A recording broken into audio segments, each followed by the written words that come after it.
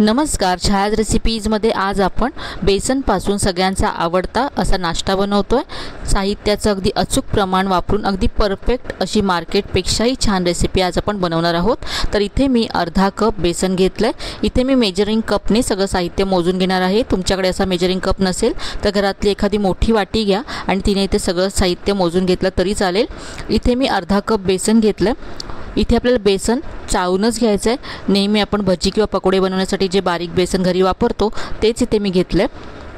या रेसिपीसाठी बेसन चाळून घेणं खूप गरजेचं आहे। तर ही पहिली टिप आहे या रेसिपीसाठी, बेसन इथे तुम्हाला चाळूनच घ्यायचं आहे। इथे सगळं बेसन मी चाळून घेते आणि याच्याला सगळ्या गुठळ्या पहा काढून घेतल्यात। चाळून घेतल्यामुळे बेसन हलकं होतं, त्याच्यामध्ये हवा भरते आणि आपली रेसिपी छान जाळीदार होते।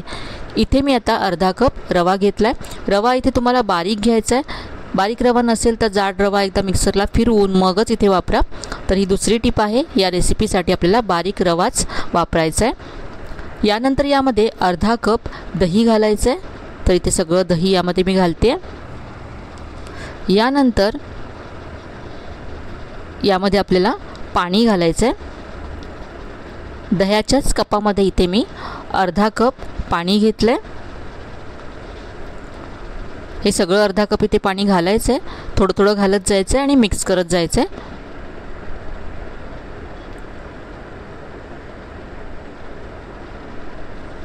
इथे सगळं अर्धा कप पाणी मी घातलं। तर अगदी साहित्याचं सोपं असं प्रमाण आहे। अर्धा कप बेसन, अर्धा कप बारीक रवा, अर्धा कप दही आणि अर्धा कप पाणी असं साहित्य आपण वापरलं आहे। हे सगळं मिक्स करून यातल्या गुठळ्या काढून घ्यायच्यात आणि अगदी स्मूथ असं हे पीठ तयार करून घ्यायचं आहे। तर हे पहा छान असं एकजीव झालं आहे हे सगळं।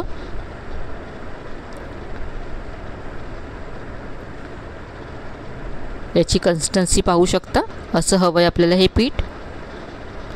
आता यामध्ये आपण पुढचं साहित्य घालूया। इथे आता मी किसलेलं आलं घालते। यानंतर बारीक चिरलेली हिरवी मिरची घालायची आहे। इथे तुम्ही आलं आणि हिरवी मिरचीची पेस्ट एकत्र करून घातली तरी चालेल। यानंतर इथे चिमूटभर हिंग घातलाय। चवीप्रमाणे मीठ घालायचं। इथे मी अर्धा चमचा मीठ घातलं आणि यानंतर 1 चमचा यामध्ये साखर घालायची आहे। साखर इथे ऑप्शनल आहे, पण आंबट गोड चव रेसिपीमध्ये छान लागते, त्यामुळे इथे मी घातले। यानंतर इथे चिमूटभर हळद घालायची आहे। तर इथे हळद चिमूटभरच घालायची आहे, यापेक्षा जास्त घालायची नाही आहे। आज आपण ढोकळा बनवतोय। तर इथे आता तिसरी टिप आहे, हळद व्यवस्थित अशी मिक्स करून घ्यायची पिठामध्ये। हळद जर व्यवस्थित मिक्स झाली नाही तर ढोकळ्यावरती रेड स्पॉट येतात। तर इथे पहा मी हे छान असं एकजीव करून घेते आणि हळद अशी मिक्स करून घेते।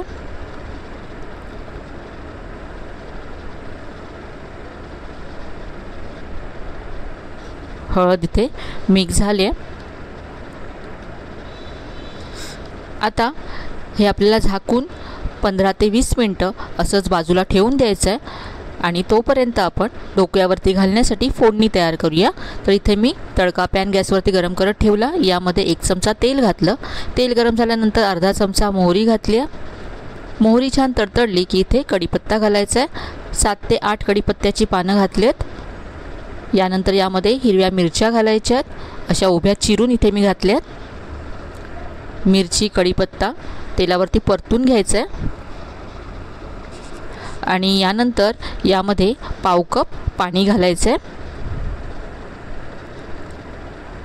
आता या पाण्यामध्ये मी पाव चमचा मीठ घातलं आणि अर्धा चमचा साखर घातली आणि आता पाण्याला उकळी काढून घेऊया। इथे आता पाण्याला उकळी आली आहे, साखरसुद्धा विरघळली आहे। गॅस बंद करायचा आहे आणि गॅस बंद केल्यानंतर यामध्ये अर्धा चमचा लिंबाचा रस घालायचा आहे। तर यामुळे अगदी आंबट गोड थोडीशी तिखट अशी आपली फोडणी तयार होते। आता ही फोडणी तयार आहे, ही बाजूला ठेवूया आपण आणि आता हे पीठ आपण जे झाकून ठेवलं होतं ते पाहूया। आता या पिठामध्ये 1 चमचा आपल्याला तेल घालायचं आहे। तेल घातल्यामुळे आपला ढोकळा आतपर्यंत छान सॉफ्ट होईल आणि ड्राय होणार नाही, ड्राय लागणार नाही खाताना आपल्याला। तेल मिक्स करून घ्यायचं आहे।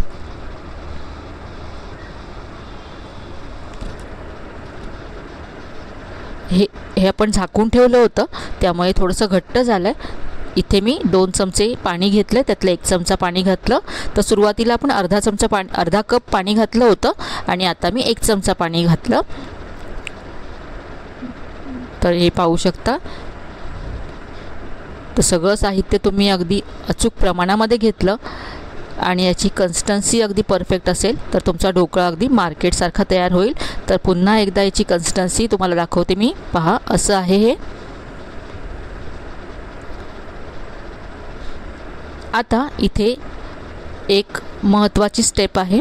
हे पीठ तुम्हाला विस्कने 3 ते 4 मिनटं फेटून घ्यायचं आहे, ज्यामुळे आपला ढोकळा जाळीदार व्हायला मदत होईल. विस्क नसेल तर चमच्याने तुम्ही फेटून घेऊ शकता.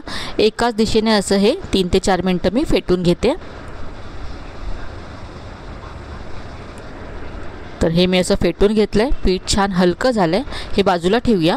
इथे आता एक मी केक टीन घेतला आहे. याला आपण तेलाने ग्रीस करून घेऊया. याऐवजी तुम्ही एखादी सपाट बेस असलेली प्लेट घेतली किंवा डबा घेतला तरी चालेल.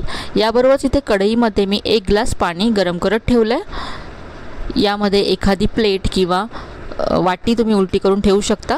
इथे मी असा एक स्टँड घेतला आहे. हा स्टँड मी इथे उलटा करून ठेवते. आता या कढईवरती झाकण ठेवायचं आहे आणि हे पाणी गरम करण्यासाठी असंच ठेवून द्यायचं आहे.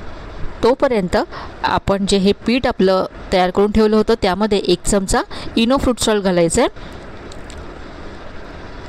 1 चमचा इथे घातला आहे मी.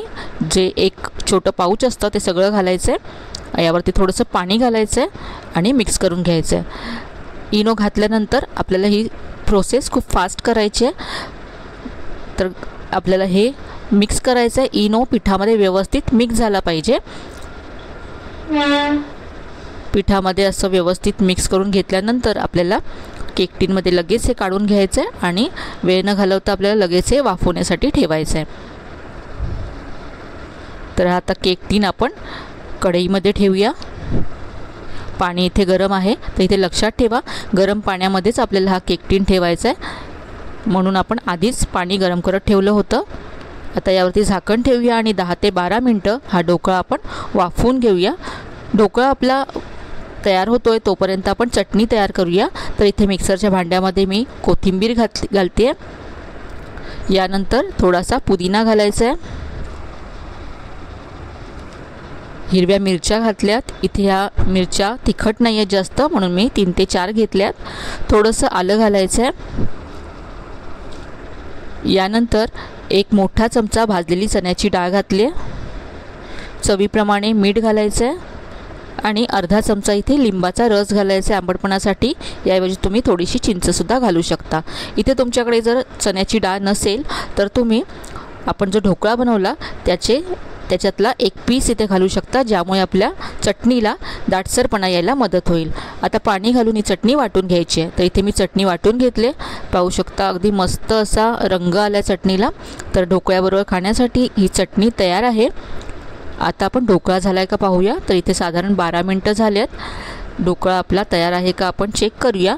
तर इथे मी सुरी घेतली आणि ही सेंटरला आपण इन्सर्ट करून पाहूया. सुरी अगदी क्लीन आली आहे, म्हणजे आपला ढोकळा शिजला आहे.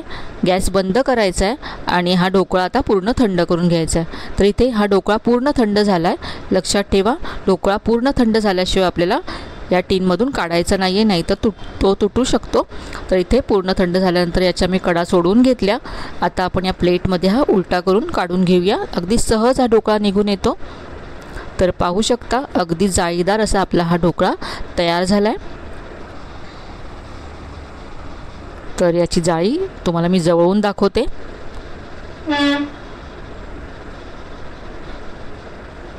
आता या ढोकळ्यावरती आपल्याला फोडणी घालायची आहे. तर इथे हा ढोकळा असाच उलटा ठेवायचा आणि मग फोडणी घालायची, म्हणजे फोडणी अगदी आतपर्यंत जाते. हे जे पाणी आहे ते सगळं आतपर्यंत ॲब्झॉर्ब होतो आणि आपला ढोकळा आतपर्यंत सॉफ्ट आणि ओलसर होतो. तर इथे ही सगळी फोडणी मी यावरती काढून घेते.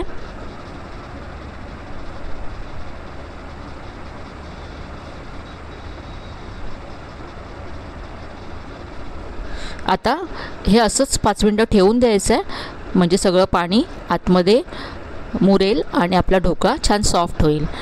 5 मिनटानंतर आपण हा ढोकळा कट करून घेऊया. तर इथे आता 5 मिनटं झालेत. याचे मी पीसेस कट करून घेते. पाहतानाच तुम्हाला कळत असेल हा ढोकळा किती सॉफ्ट झाला आहे. अगदी मऊ लुसलुशीत असा ढोकळा तयार होतो. मार्केटपेक्षाही छान ढोकळा तुम्ही घरी कमी साहित्यामध्ये, कमी वेळात आणि कमी खर्चात तयार करू शकता.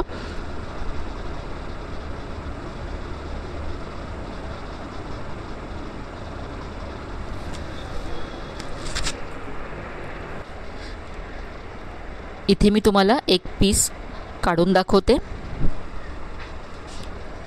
तर याची तुम्ही जाळी पाहू शकता. अगदी सॉफ्ट असा ढोकळा तयार झाला आहे. आतपर्यंत याच्या फोडणी गेली आहे. इथे मी ढोकळा सर्व केला चटणीबरोबर आणि टोमॅटो केचप बरोबर. याच्यावर थोडीशी कोथिंबीर घातली. तर मस्त असा आपला घरच्या घरी ढोकळा तयार झाला आहे. आजची ही रेसिपी तुम्हाला नक्कीच आवडली असेल. नक्की करून पहा आणि रेसिपी कशी वाटली कमेंटमध्ये कळवायला विसरू नका. रेसिपी आवडली असेल तर व्हिडिओला लाईक करा, शेअर करा. चॅनलला अजून सबस्क्राईब केलं नसेल तर नक्की सबस्क्राईब करा. चला तर मग पुन्हा भेटूया अशा छान छान आणि नवीन नवीन रेसिपीसह. तोपर्यंत धन्यवाद.